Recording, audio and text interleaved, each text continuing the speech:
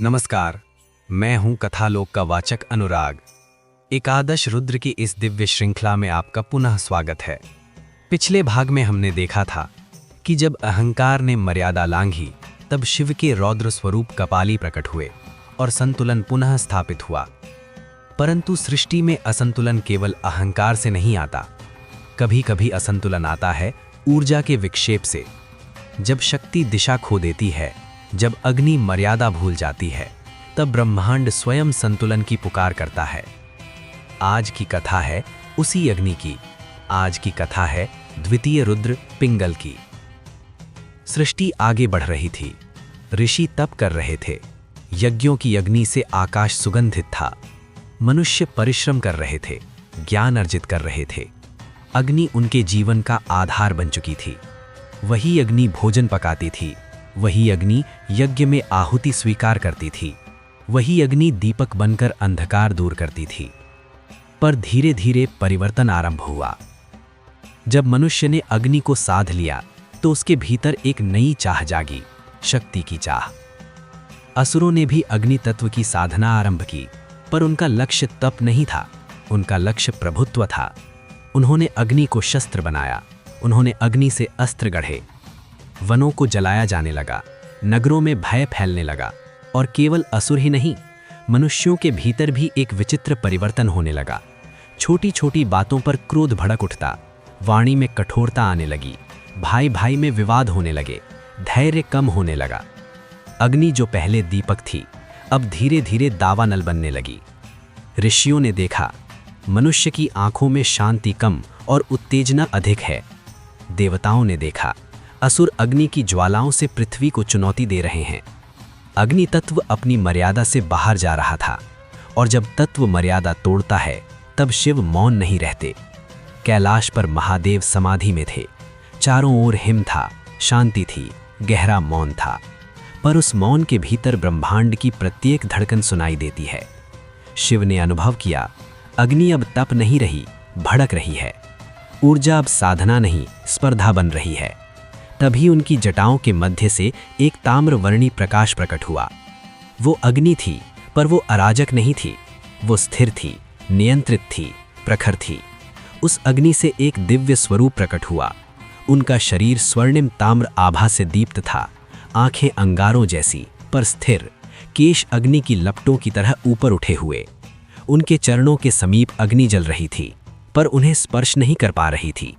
वे थे रुद्र पिंगल।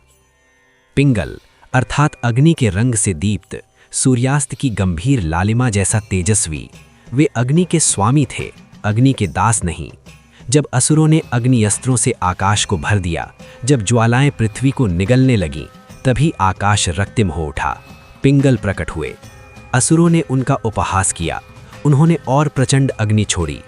पर जैसे ही वे ज्वालाएं पिंगल के समीप पहुंचीं, वे शांत हो गईं। पिंगल ने अपनी हथेली आगे बढ़ाई, और जो अग्नि विनाश कर रही थी वो उसी हथेली में समा गई। न कोई विस्फोट हुआ, न कोई चीख, केवल मौन, क्योंकि अग्नि अपने स्वामी को पहचान गई थी। पिंगल ने कहा, अग्नि शक्ति है, पर शक्ति अधिकार नहीं देती, उत्तरदायित्व देती है। जो अग्नि को साध नहीं सकता, वो अग्नि से खेल भी नहीं सकता। असुरों का गर्व उसी क्षण टूट गया। उनकी ज्वालाएं उनके नियंत्रण से बाहर हो चुकी थीं। पर पिंगल केवल दंड देने नहीं आए थे, वे दिशा देने आए थे। उन्होंने मनुष्यों के भीतर की अग्नि को भी स्पर्श किया। उन्होंने सिखाया, क्रोध को दबाओ मत, उसे समझो। इच्छा को नष्ट मत करो, उसे लक्ष्य दो। महत्वाकांक्षा को त्यागो मत, उसे सेवा में बदलो।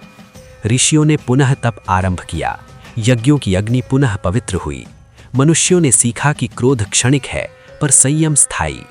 धीरे धीरे सृष्टि में परिवर्तन आने लगा। जहां पहले हिंसा थी, वहां संवाद हुआ। जहां पहले दावानल था, वहां दीपक जला। पिंगल का स्वरूप हमें एक गहरा रहस्य सिखाता है।